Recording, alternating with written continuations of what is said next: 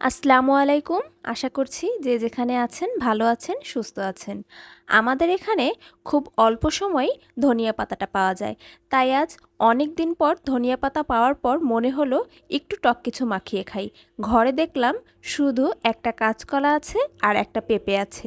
তাই পেঁপের কিছুটা অংশ কেটে নিলাম আর একটা কাঁচকলা নিলাম, কিছুটা নিয়ে নিলাম ধনিয়া পাতা আর নিয়ে নিলাম কিছুটা তেঁতুল। এটা দিয়েই এখন একটা টকঝাল মাখা তৈরি করব। তাহলে চলুন শুরু করা যাক।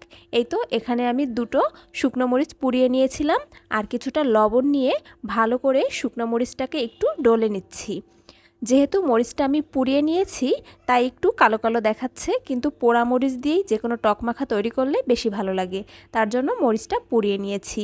এই তো তারপরে দিয়ে দিলাম কিছুটা পরিমাণে তেঁতুল, দিয়ে ভালো করে তেঁতুলটাকে এখন একটু হাত দিয়ে ডলে ডলে মেখে নিব। এভাবে তেঁতুলটা মেখে নিয়ে তারপরে এর ভিতরে আমি দিয়ে দেব কিছুটা পরিমাণে ধনিয়া পাতা। ধনিয়া পাতা দিয়ে তেঁতুলটার সাথে খুব ভালো করে মেখে নিব, যাতে করে একেবারে ধনিয়া পাতার ফ্লেভারটা পুরোটাই এই টকটার ভিতরে চলে আসে।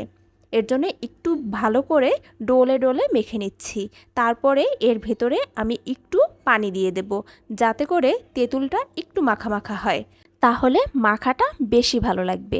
এ কারণে আমি একটু পানি দিয়ে এটাকে একটু ভালো করে মেখে নিলাম। এরপরে আমি এর ভিতরে দিয়ে দেব আমি যে কাঁচকলা আর পেঁপেটা দেখেছিলাম সেটাই। এই যে পেঁপেটা যেহেতু একটু শক্ত হয় তাই আমি এটা একটু চিকন চিকন করে কুচি করে নিয়েছি। আর কাঁচকলাটা এটা তো একটু নরম হয়, হাতে ডলেই ভালো করে মেখে নেওয়া যায়, তাই এটা একটু মোটা করে কেটে নিয়েছি। এবার এই সবগুলো খুব সুন্দরভাবে কচলে কচলে খুব ভালো করে মেখে নিব। এভাবে হাতে মাখা যে কোনো টকঝাল মাখার স্বাদই কিন্তু অন্যরকম।